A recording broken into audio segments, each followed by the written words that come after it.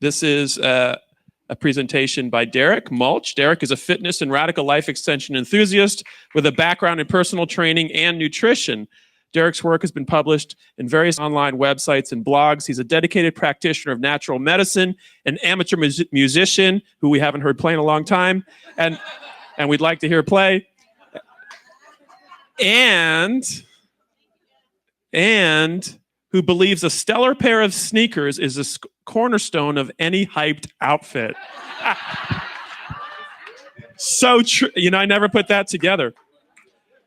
So speaking on how to control your body composition, please welcome Derek Mulch. Sir.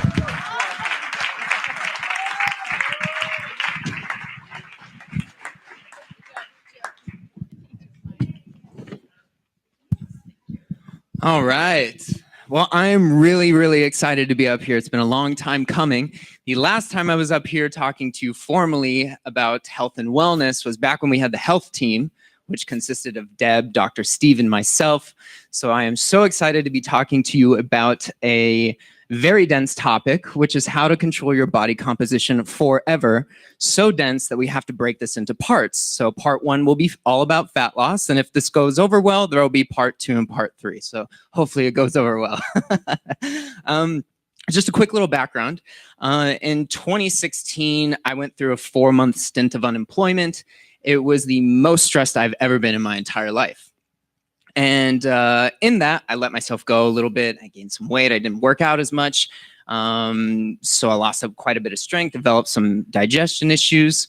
And it wasn't about till maybe 8 months to kind of like a year or so after where I really started delving back into this stuff. I decided I wanted to change my body composition. I wanted to be bigger, leaner, stronger, and an overall healthier human being. You know, one thing I noticed is that when we talk about muscular men in this room, often Dimitri's name is mentioned. So my goal is that when we talk about muscular men in this room, my name is mentioned with Dimitri's. So you're going to see that happen before your very eyes. It's going to take some time. So this is part 1, essentially, of that journey. So let's go ahead and get into it here. Maybe. I hear a doot.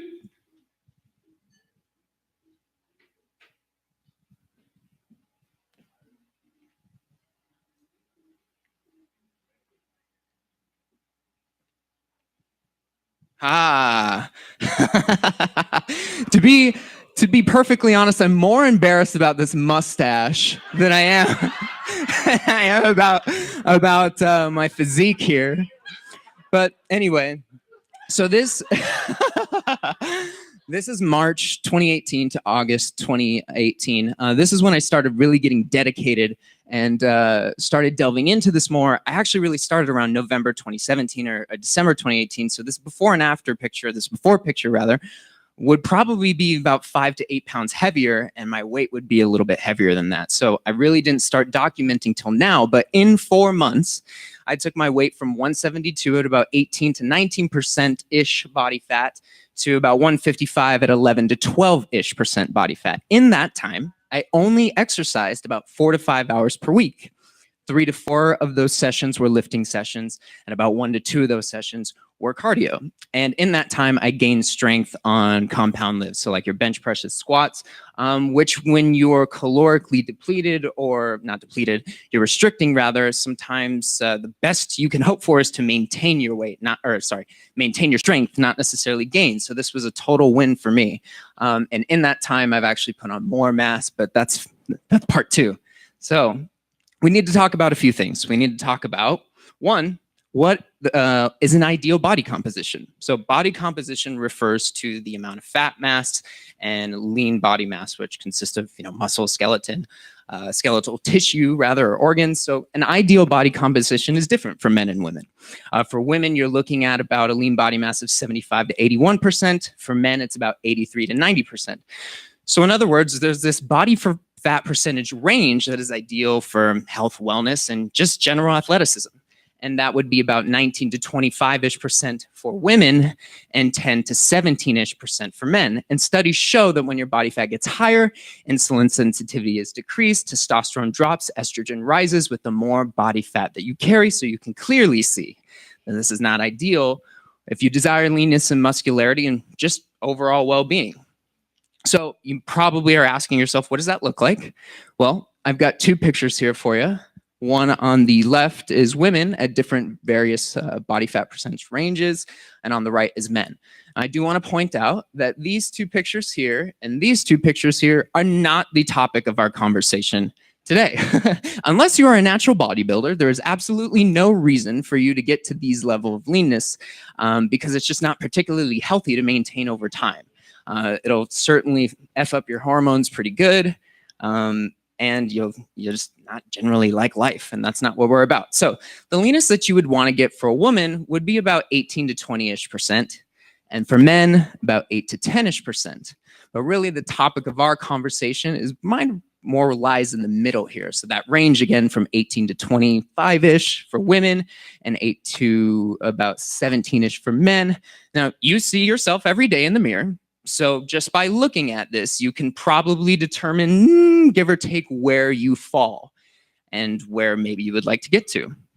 Okay, so you're probably, so now we need to talk about something else here, and that is the topic of energy balance. And I think one really great way to segue into that topic is a quote from Carl Jung, who is a Swiss psychiatrist, who said, "The truth that you need is in the place that you least want to look." And I think that is so relevant to energy balance, because the reality is, if you have gained weight recently or over time, you simply are eating too much. It just comes down to that. Yes, it is that simple. Plain and simple. Now, you're doing this over time. This isn't something that you can't just gain a pound of fat in a day. I'm pretty sure. It'd be quite a bit of food, but anyway, so to talk about energy balance, I think the best way to explain it is the bank account analogy. So on the left in this graph, we have savings. Think of savings as stored body fat. In the middle, we have daily expenditure. This is the amount of calories that you burn in a day. And on the right, we have total purchased or calories consumed. So if we are burning, 2,500 calories a day, but we consume 3,600 calories a day, our body's gonna be like, super, thanks for the extra 1,600 calories. However, we don't need this energy at this time, so we're gonna put it into our savings or stored body fat. So it's gonna put that into savings for a better time, which this is really a fantastic evolutionary adaptation that seems to be a little bit irrelevant in a 2019 environment where I can go to Tom's Thumb and get thousands upon thousands upon thousands upon thousands of calories for, a quick buck. So this is how you gain weight. You consume more food than you burn in a day. You gain weight. Now the opposite would be true for losing weight. You consume less than you burn. So again, using 2,500 calories as our daily expenditure. So that's how much you burn in a day doing various activities and just maintaining the fact that you're a human. If you were to consume 2,000 calories, well, again, your body's gonna be like, sweet, problem is, we're missing 500 calories to get through this day. So it's gonna pull on those savings or stored body fat to get through that day. So while this may be good for fat loss, not so good for your savings account. We don't wanna drain the savings account. So the only way to lose weight is to eat less than you consume. You burn fat, pull from those body fat stores. So you're probably wondering, what is the best diet for healthy fat loss? And yes, this early into the presentation, I am going to give you the holy grail, the answer to the question that everyone wants to know. Are you ready for this? The best diet for healthy fat loss is the one that you can stick to, that allows you to maintain a caloric deficit over time. I'm going to repeat that. The best diet for fat loss is the one that you can stick to that allows you to maintain a caloric deficit over time. So, okay, so I want to talk to you about the Twinkie study as a way to kind of prove my point here, which is kind of flies in the face of so much of what we hear. This diet, that diet, this kind of food, that kind of food. So Mark Hobb, who is a professor of human nutrition at Kansas State University, ate one Twinkie every 3 hours instead of meals. To add variety, he added Hostess and Little Debbie snacks, Dorito chips, sugary cereals, Oreos to his daily diet. But Mark, his hypothesis here was that in weight loss, pure caloric intake is what matters most, not the nutritional value of the food. So what Hobb did is he limited himself to 1,800 calories a day, and a man of his pre-dieting size needed about 2,600 calories a day. So he put himself on an 800 caloric deficit, 800 calories. He calorically restricted, and the results were staggering. Eating Twinkies, nothing but Twinkies and Doritos, whatever, nasty little gas station stacks for 10 weeks. Mark Hobb lost 27 pounds in 10 weeks, going from 201 to 174. He dropped his body fat percent from 33.4 to 24.9%. His BMI dropped from 28.8, which is considered overweight, to 24.9, which is normal. And most impressive and telling, in my opinion, would be that Hobb, his bad cholesterol, or LDL, dropped 20%, and his good cholesterol, or HDL, increased by 20%, and he reduced the level of triglycerides, which are a form of fat, by 39% eating Twinkies for 10 weeks. Can you believe that? Can you believe that? Now, it's wild, right? So, yeah. So, there are a variety of different ways that you can interpret this. It is, but let me get to the point. There are a variety of different ways that you can interpret this data. Now, one way that I would recommend you not interpret it is that you go on a Twinkie diet. The thing is, I want to share my interpretations with you. Clearly, total calories are what determines body composition, not the manipulation or limitations of certain macronutrients. And I think for the second part, the effects of being overweight are very hard on the body. By being overweight, you're asking, depending on how overweight you are, you're asking your body to work 2 to 3 times as hard. I think this is such proof in the pudding that we always hear about how demonized, processed foods are, and that's true. They're not nutritionally valuable foods. But the fact that Mark was able to improve, blood biomarkers like cholesterol, which can be an indicator of heart disease, just purely by restricting his calories on a really crap diet, is pretty telling of how being overweight is so hard on the body. So that was crystal clear to me. Bad foods like Twinkies are not going to kill you, but they can be worked into an overall healthy and whole food-based diet. Again, I do not recommend you do the Twinkie diet. It's not that these foods are bad. If you eat them, you will not die. They're not poison, but they're very nutritionally poor. So you will absolutely develop micronutrient deficiencies and other problems if your diet mostly consists of crap food. So, it's one thing to have, some chocolate at night, which I regularly do, or a Twinkie if that's your thing, but it's quite another to eat Twinkies all the time. And then lastly, obviously maintaining a healthy weight is probably one of the best overall solutions for long-term health. So I want to share some statistics with you. The average American diet is as follows, and I want to just picture this room as being America right now. So this is what the average of all of us would be doing. Good thing it's not. According to calorie intake data released by the Food and Agriculture Organization, Americans eat on average 3,600 calories a day. To put this into perspective, a 5'10" male weighing 165 pounds that exercises 4 to 6 hours a week, like myself, needs only about 2,500 calories to maintain his weight. And for a 5'8" female weighing at 140 that's exercising the same amount of time, they only need about 2,100 calories to maintain their weight. So not only are Americans drastically over-consuming calories, but on the right here is a chart. I hope you can see it. It is a U.S. food consumption as a percentage of calories. So we're eating 3,600 calories a day, and Americans are eating a whopping 63% of those calories from processed food, which is wild, just so wild. That's 2,200 calories a day from processed food. Now, I will give you that this is pretty general. They just say that it's added fats and oils, sugars, and refined grains. So that can mean anything from your Wonder Bread to Jiffy peanut butter, pizzas, burgers, fries, chips.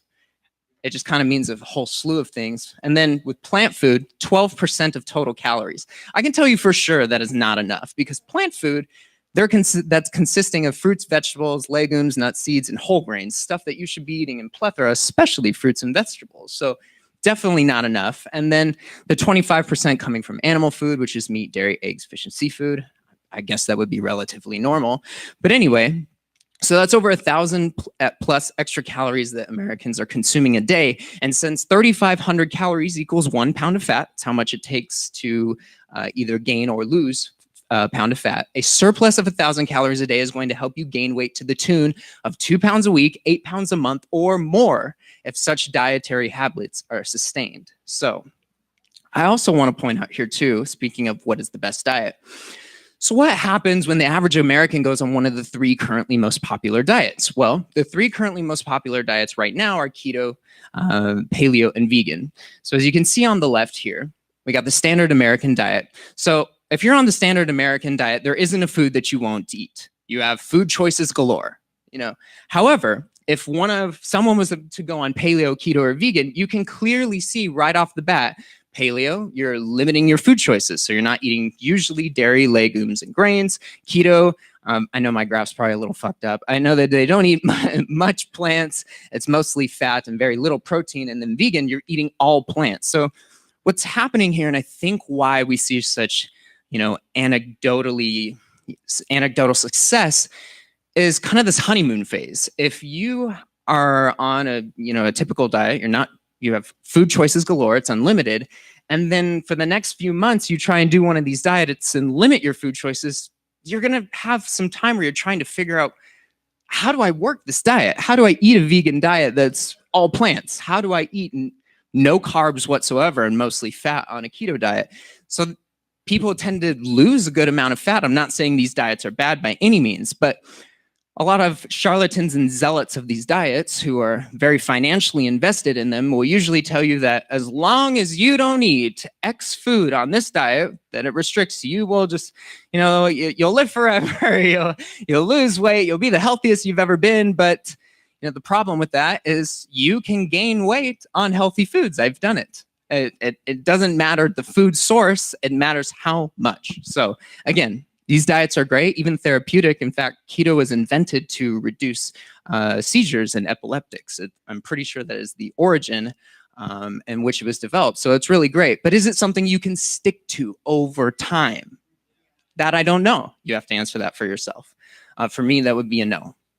So now to the meat and potatoes. How do we build a sustainable diet that induces a caloric deficit over time? Now, there are a handful of ways that you can lose weight. Not all of them include counting calories. There are other ways that you can be accountable for your food.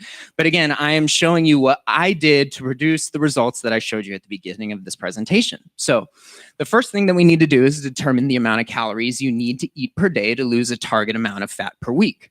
2, we need to determine the amount of protein, carbs, and fats to eat. 3, we need to determine how you're going to distribute those calories. So like how many meals are you going to do? What size are they going to be, kind of thing.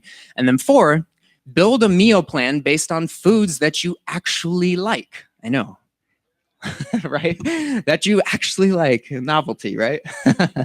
So how many calories should I eat? Well, this depends on how much that you want to lose. Be warned, more is not always better. The more you restrict, the harder it is to follow. So stay consistent and remember that consistency is absolutely key. What you want to do generally is aim to lose 0.5 to 1% of your body weight a week. So if you're 165, I think that works out to be just about 1.6 pounds. Anyway, or it's not a 6, 1.6. Anyway, this generally works out to be 3/4 pound to 1.5 pounds a week and about 20 to 25% of your maintenance. So if you need 2,500 calories a day to maintain your weight, by eating 1,875 to 2,000 calories a day, you'll lose 1 to 1.5 pounds a week. A good place to start is 20% of your maintenance, or 1 pound a week. This is a very easy and maintainable deficit that doesn't leave you feeling overly hungry. And if you're not sure what your maintenance calories are, a very quick and easy estimation is as follows. Assuming that you work out a few times per week and are lightly active during your day, your body weight multiplied by 15 equals maintenance calories. So 165 times 15, that would be 2,475 calories roughly a day for someone who is of that weight. So How many grams of protein should I eat? We've been talking about this a lot, so I'm happy to lay this one to rest, but unfortunately, it still depends. But let me say this. The research is abundantly clear that a high protein diet will maximize muscle gain and minimize muscle loss during a calorie deficit. So a study conducted by McMaster University determined that the protein intake of 1.3 to 1.8 grams per kilogram of body weight, or for those of us in America, 0.6 to 0.8 grams per pound of body weight, is adequate for stimulating maximal protein synthesis, so muscle maintenance, growth. They noted, however, that more protein may be needed in the case of frequent or high-intensity training and in the case of dieting to lose fat. And another study conducted by the University of Western Ontario concluded the exact same. And these studies show that people who eat more protein lose fat faster, gain more muscle, burn more calories, experience less hunger, have stronger bones, and generally enjoy better moods. And probably best of all, especially if you're calorically restrictive, is protein is actually very satiating. And if you're calorically restricting, you want to feel full. You know, it's a nice benefit.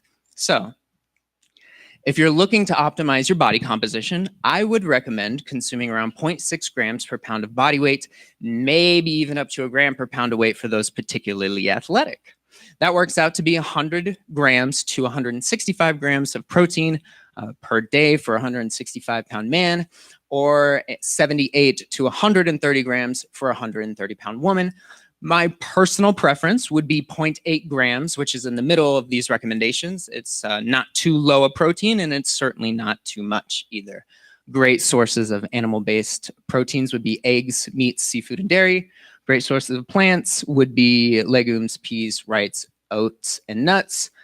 It's also important to note that some of these sources contain other macronutrients. For example, eggs are also a good source of fat. Some meats, like 20/80 ground beef, also a good source of fat. And then with plant-based like legumes, great source of protein, but also a good source of carbohydrate. So something to keep in mind there.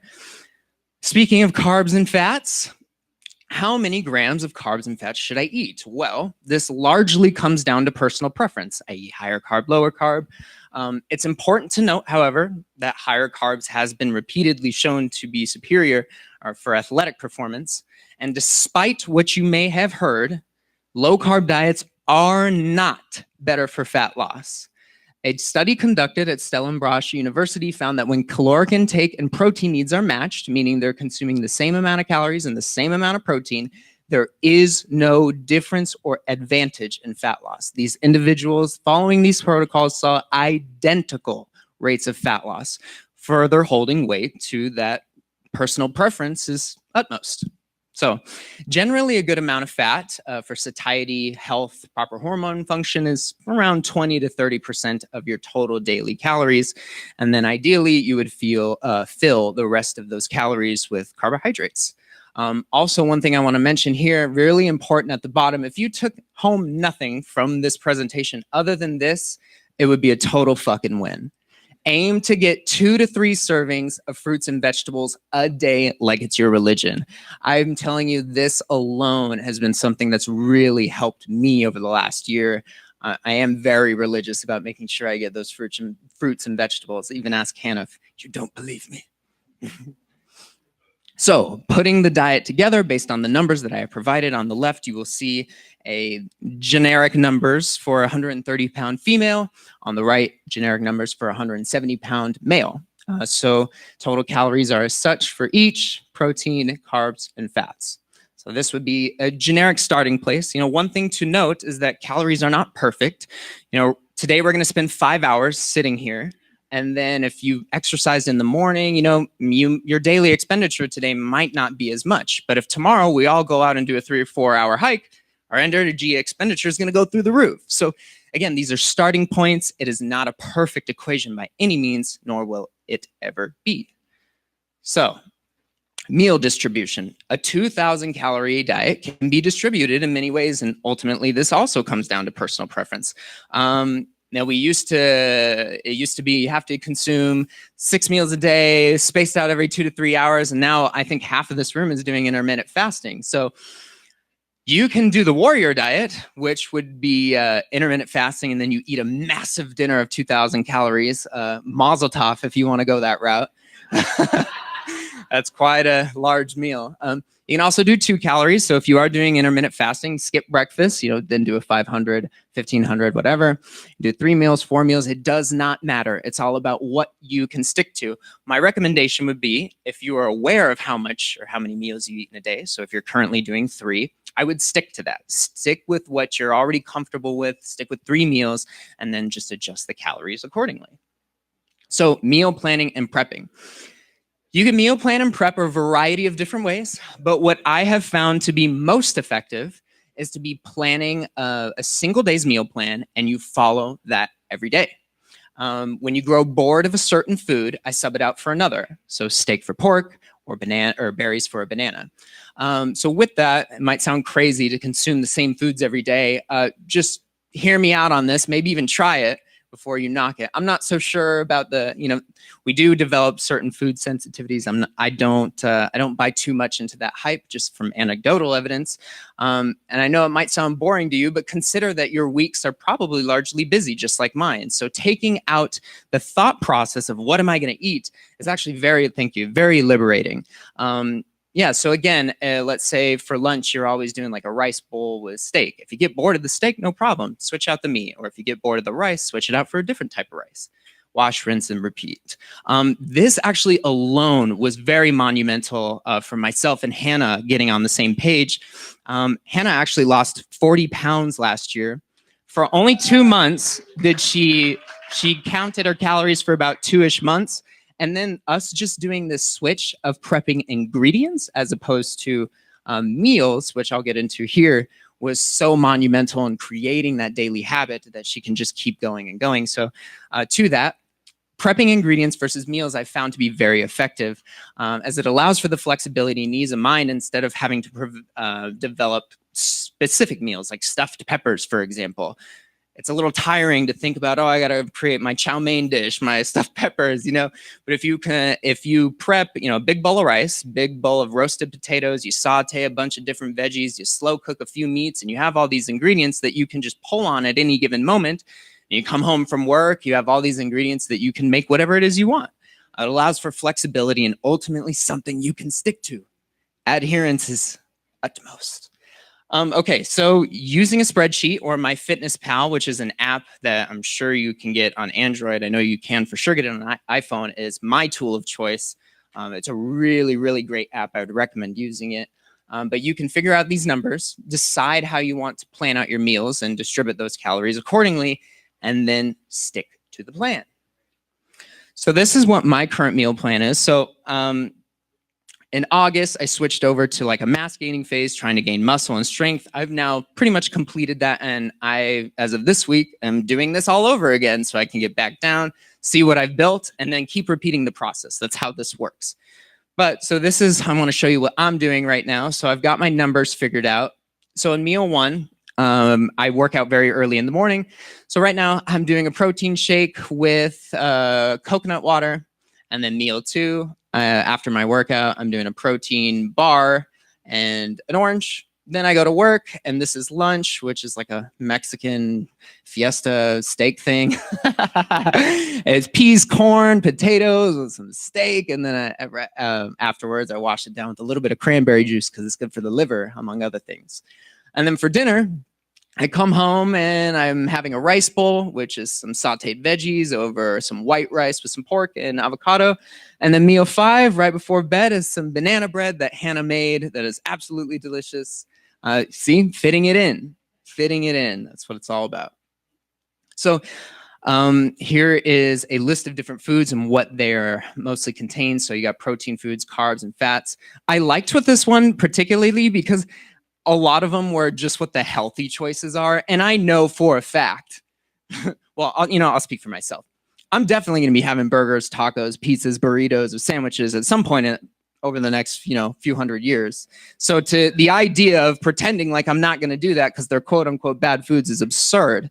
But at least if you're going to eat those, you know that you're getting all the macronutrients, not just one. So if you want to snap a picture of that, you can also get it on the website afterwards. Okay, so tools assessing progress, the scale. While the scale is a useful tool, it is not the end-all be-all of measuring progress. And I highly recommend you ditch weekly weigh-ins in favor of daily weigh-ins and track the average over a 7-day period of time. Because our bodies fluctuate in weight depending on a good poop, salt take, food volume, exercise, so many things. So if you're weighing yourself just once a week, every Saturday, but Friday is the day you go out and have a banger, well, you know, on Saturday morning, you'd be really disappointed to find out you somehow gained 4 pounds overnight, even though that is scientifically not possible, but it can be very, very discouraging. So if you weigh yourself daily, and you know, I should have included a scale or a link to the scale that I have. I have this great scale that will actually send me an email of my daily or my weekly average. So I'll have to let Mariana or Vanessa know so you guys can try it. It's only $100. It's been a great investment because it's been a little easier for me to track, but I highly recommend doing that because it gives you the overall picture. It gives you 7 days worth of data, which is going to be way more accurate than just one data point. So taking pictures, and this is something that I've only now adopted and really seen the value in. I recommend taking pictures every 2 to 3 weeks, full frontal, side, or biceps, or maybe Alana can give you a cool pose to do for the pictures. But see, the thing is, you're not going to see changes day in and day out. You see yourself, thank you. You see yourself every day. So having a picture from now and then 4 weeks down the road, you're really going to see those changes. So it's encouraging. It just, yeah, it's a good measuring tool. Measurements, at minimum, take your waist measurement. The waist measurement is a very accurate measurement because unless you're going all out and having Thanksgiving every day, it doesn't fluctuate that much. So it's very accurate. If it's going up slightly, that means you might be gaining a little weight. If it's going down, good news, stick on the path. It's also helpful to take chest, arms, legs, calves, all those other measurements. If you're trying to build muscle or you want to know where that muscle is going, good things to have, maybe not totally important if you're really not worried about that. And then 4 would be, how are your clothes fitting? Do they feel looser? Are you able to fit into jeans you haven't been able to wear in a while? These are good things to know. Okay. So practical starting points. So here's a little infographic. If the answer to the question, are you ready to track calories, is no, track what you currently consume for 3 to 7 days. This will help you figure out where your starting point is. You can use the Notes app, MyFitnessPal, just a pen and paper. But I would recommend if you do that, and I'm not saying track calories, I'm just saying write down the foods that you're eating. This helps you to know where your starting point is. And the most important part, if you're going to go this route, is please, please be honest with yourself. Be very accurate with that. If you're eating at Taco Bell 3 times a day, it's okay. Forgive yourself. That's fine. At least you're honest about it so you know what changes you need to make. If you use this as an excuse to 7 days for 7 days clean up your diet, well, then you really don't know where you're starting from. Hopefully you do that. And then the next time you ask yourself the same question, you say yes, and you will go to this wonderful website I created that will give you a little calculator that you can plug in your body weight, and it will give you just these generic numbers that I'm speaking of. That is PUI, as in People Unlimited Inc., calculator.weebly.com. So you can go in there, there's a link, you just click it, and it will open up a Google spreadsheet, and you punch in your numbers, and then you come back to this. I want to tell you about this because this is a real cool tier system that I borrowed from Eric Helms, who has a PhD from Auckland University. He's a natural bodybuilder, probably one of the most prestigious in the industry right now, but he's very in tune with the psychology of dieting and stuff. And what I really like about this is he's got this good, better, best tier system for helping people with adherence. So good would be to hit your caloric goal by plus or minus a certain range, i.e. 200 calories. So if you're consuming 2,000 calories a day, and so you want to eat, your goal would be 1,800 to 2,200 calories a day. So that would be a good. Better would be hit your protein and calorie goal plus or minus a certain range. So 2,000 again, it would be 18 to 22. Protein, let's say you were doing 130, so 120 to 140. And then best would be hit your protein and carbs and fats plus or minus a certain range. So plus or minus 10, for example, is a really, it's a great tier system. All right, exercise, we're almost done here. The best exercise for fat loss is not cardio. It is strength training. See, I have this woman in my gym I feel so bad for because every day she is just killing herself on that cardio machine. I've never seen her touch weights. Unfortunately, women are very much victims of terrible exercise information like Shape Magazine and all that trash. They're always like, pink dumbbells and, do these weights. They really just terrible information. But anyway, strength training in the form of weightlifting or calisthenics is highly recommended. This will help you maintain and possibly build a small amount of muscle while you're cutting. It's important that you're focusing on compound exercises like squats, bench presses, pull-ups, rows, push-ups, deadlifts, and their variations 80% of the time. Why? Because these exercises, if you're not sure what a compound exercise is, a bicep curl is an isolation of exercise. So it mostly works your biceps. However, if you do pull-ups, not only does that work your biceps, it also works your lats and mid-back. So you stimulate more muscle and therefore can build more muscle. And probably the most important, to kind of get back to the shitty female fitness advice, you should be aiming to get stronger on these exercises week over week, trying to add reps to the set or weight to the bar. So if you can do a bench press with 135 pounds for 5 reps today, you should go in next week to either do 140 pounds for 5 reps or 135 pounds for 6 reps. Aim to progress, for the love of physical immortality, aim to progress. I'm telling you, this is utmost. Like, this is the most important information because there's all this muscle confusion and all this stuff. Like, let me ask you this. How do you get better at writing, Joe? He writes more. How do Bernie and Jim get better at speaking? They speak more. How does an athlete get better at basketball? Well, he certainly doesn't go and play football, because he's a basketball player. The same goes with strength training. I used to laugh when I would have clients like, we did that last week. Well, great. Now we're going to do it this week, and you're going to beat that record that you did last time. Woohoo! We're going to confuse your muscles so much that it's going to come back stronger and better than last week by just focusing on those same movements and getting better. Now, I'm also well aware that not everyone may be in the position to do some of these exercises, but everyone is in the position to be able to do some sort of variation that they can continually progress on and get up to these exercises. So please aim to progress, please. All right, so 3 to 4 days a week is a good place to start or work up to. There are 2 forms of cardio that are good for fat loss as just a means of burning more energy. That would be HIIT, or high intensity interval training, or LISS, low intensity steady state cardio like sprinting or walking or hiking. Moderate intensity cardio like long distance running is aerobic training, which runs on a different energy system and is a contradictory stimulus to muscle building. So if you love this type of exercise, great, do it. But if your goal is muscle and fat loss, don't do this as often. Be clear with your goals. Stick to high intensity interval training or low impact activity like walking or hiking. I never did more than 2 formal cardio sessions in the 4 months of my transformation, which is the polar opposite of what everyone tells you out there, is to do a ton of cardio, don't do any weights, blah, blah, blah. Bad advice. Do weights. Do as little cardio as it takes for you to stick to your goals.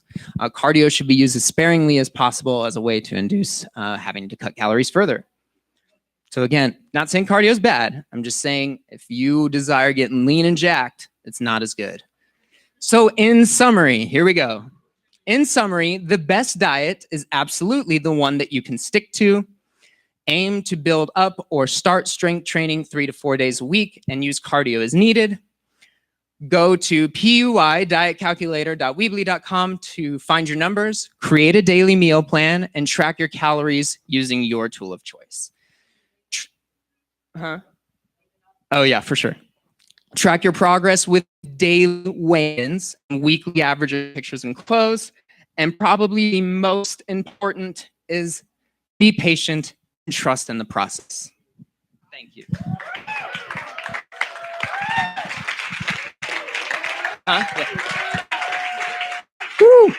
And there are scientific references if you want those. So we have time for a few questions. No, there isn't never really much to ask about nutrition. So I have one question on the Twinkie diet. Do you know that if he? Gene, don't tell me you're going to follow that to your day. No. Did he exercise? Because I did read another study where a guy talked about the same thing. He ate pizzas, he ate whatever he wanted, but he exercised. He was an athlete. So I was wondering in that study if that person, if he exercised at all. To my knowledge, it wasn't mentioned. But even if he did, it wouldn't negate the fact that he was in a caloric deficit, which ultimately you need to be in whether you are or are not exercising. It's preferable that you do exercise when you're in a caloric deficit, because if you don't, your body's you're going to lose muscle mass. So if you strength train or just, work out in general while you do that, your body's not going to burn up your muscle mass. It's going to burn stored body fat, which is ideal. So plus, if he was an athlete too, athletes are a different game. When you're that genetic elite, you can eat whatever you want because most of those guys need the calories, man. So anyway. Oh, I'm so impressed. So impressed. You're not just a pretty boy. I thought you knew that. I didn't know.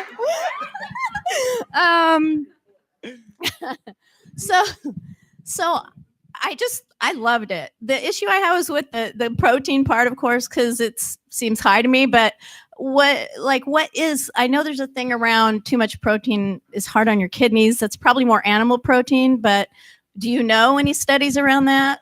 I haven't investigated studies around that, but I'm very aware. And what the research I've done is it seems like that would be true for someone who has pre-existing kidney issues. But as far as I know, scientifically, it has not been shown that if you have that high protein diet could give you kidney issues. So I just wouldn't worry about it unless that you do have pre-existing kidney issues. And I would certainly recommend you're careful with that and just, A lot of bodybuilders that do a lot of protein actually end up with kidney issues. Sure. Yeah, that's what I wanted to know because I never knew what high was. Yeah. Okay. Do you want to say that on this? Yeah, I was going to say that. So that's a good point. Well, yeah, I was just agreeing that that is not very high, only 1 gram per pound of body weight. That's what the research shows is really good. Bodybuilders sometimes do 2 and 3. 2, 3, yeah. That's way too much. Yeah, now that can damage the kidneys because of the high urea concentration and chronically all the time. So yeah, exactly. Thank you, Tyler. Oh, hi, Derek. That was great. Thank you. Great to hear you that way. So I'm having a problem though getting on that. Oh, I got it. Did you? Yeah. Okay. So it was on the website. It was the website because I think so. Which one worked, Gene? I tried that. PUI diet. .weebly. PUI. Okay. I think it's PUI diet calculator. .weebly.com. Okay. All right. Hey, Derek, that was awesome. Took away some good things from that. I did have a question about that Markov guy. What was his A1C after that 10 weeks? Yeah, I have no idea. I'd be curious more about some of those other things too. I'm just basing off of what I read and, assuming that all these other markers went down. I would like to think the markers did too, but I really don't know. The study didn't show any of that.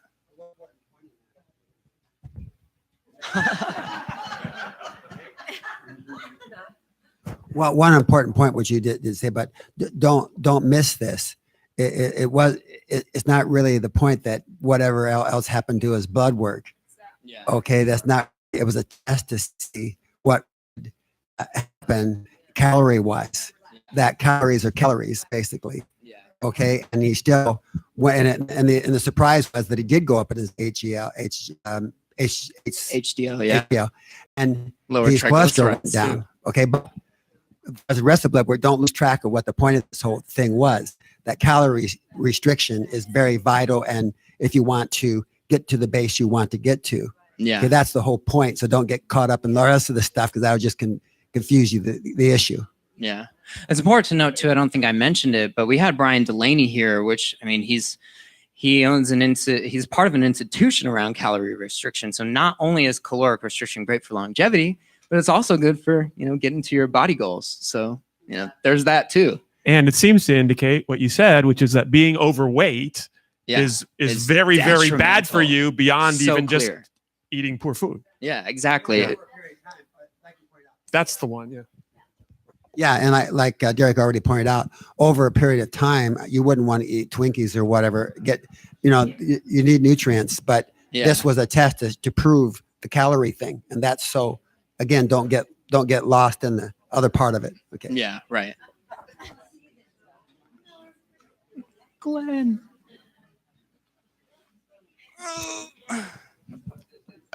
Love that, Derek. Thank you.